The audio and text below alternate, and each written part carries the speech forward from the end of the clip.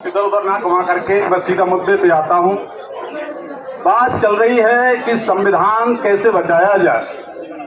तो बात यह है कि जिन लोगों के लिए संविधान बचाने की जरूरत है उनमें से कितने लोग हमने जागरूक किए हैं। कौन बचाएगा संविधान? क्या ये चंद लोग संविधान को बचा लेंगे जो बात कर रहे हैं? जिस दिन से संविधान लागू हुआ उसी दिन से जो संविधान को न मानने वाले की नीयत से थे वो लोग उसी दिन से उसकी रणनीति बना रहे थे। गांव गली में जाकर के उसके लिए लोग तैयार कर रहे थे और उन्होंने संविधान के सहारे अपनी बहुमत तैयार करके और संविधान को खत्म करने के लिए अपना एक विचार और अपनी रणनीति तैयार कर दी। लेकिन जिन लोगों को संविधान से जो चीजें मिल रही थी, संविधान से जिन लोगों को इंसान माना जा रहा था, अगर संविधान न होगा तो उनका पशु से बदतर जीवन हो जाएगा। ऐसे इस देश के कितने लोग जानते हैं।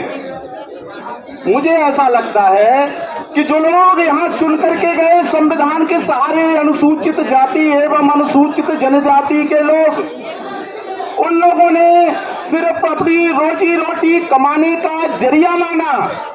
उन्होंने ऐसा नहीं माना कि संविधान के सहारे, संविधान के द्वारा मुझे अपने समाज का नेतृत्व करना है और समाज को जागरूक करना है। अपने समाज के लोगों को उन्होंने उन नेताओं के पैरों में गिड़गिड़ाने के लिए सलाह दी, उन्होंने मजबूर किया।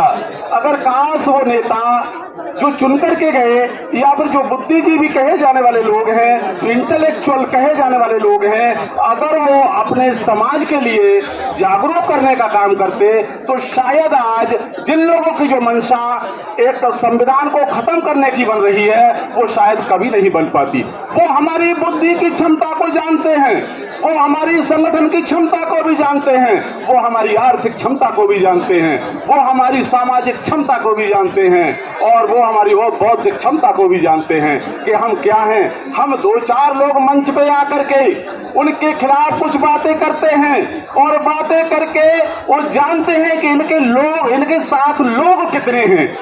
तो इस वजह से हमारा अगर जो अगला काम है वो पंगत और संगत जब तक एक जगह नहीं हो सकता तब तक समाज में भाईचारा पैदा नहीं हो सकता, और जब तक भाईचारा पैदा नहीं हो सकता तब तक इस संविधान को बचाने के लिए लोग इकट्ठे नहीं हो सकते। मंचों से आप कहते रहिए, क्या फर्क पड़ता है उन पे? चंद लोग, हमारे जो चंद लोग हैं वो चंद लोग इसकी चिंता करते हैं, लेकिन इस संविधान को बचाने के लिए, संविधान की जानकारी देने के लिए गांव गली में हमारे लोग नहीं जाते। बस वो तो अगर जाते भी हैं अपने समाज के बीच तो सिर्फ और सिर्फ बाबूजी कहलवाने को जाते हैं, सिर्फ और सिर्फ अपनी साहबगिरी दिखाने को जाते हैं। कुछ ईमानदारी से लोग काम कर रहे हैं, कुछ जो जागरूकता का भी समाज को काम कर रहे हैं। इसमें से मैं ये समझता हूं कि 90% लोग भारत के जो शोषित एवं वंचित वर्ग के लोग हैं वो संविधान का कानून तो छोड़िए, उनका नाम तक नहीं जानते। संविधान किस चिड़िया का नाम है वो जानते तक नहीं है, और हम ये कहते हैं हम संविधान बचाएंगे।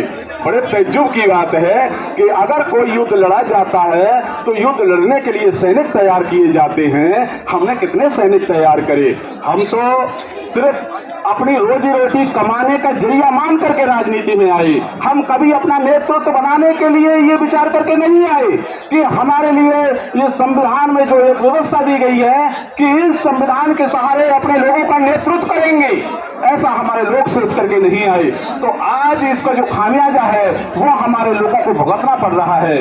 आज जो लोग पशु से बदतर जीवन जीने पर मजबूर हैं वो सिर्फ और सिर्फ उन लोगों की देन है कि जो हमारा नेतृत्व करने के लिए 131 सीटें जो चुन करके जाती हैं संसद में, उन लोगों ने उनके लिए ना जागरूक करने के लिए कोई काम किया और ना ही उनके हक इंसाफ और सम्मान के लिए कोई काम किया। वो तो सिर्फ रोजी रोटी मान करके चलते रहे। तो साथियों, इसमें यह है कि जब तक वंचित एवं शोषित समाज के लोग अगर ये जानते हैं कि संविधान यहाँ पर जो है कि खतरा है, यानी संविधान को बदलने के लिए रणनीति तैयार कर दी गई है, तो रणनीति आपको ये तैयार करनी पड़ेगी कि गांव गली मजदूर किसान को जाकर के संविधान के बारे में जानकारी दीजिए।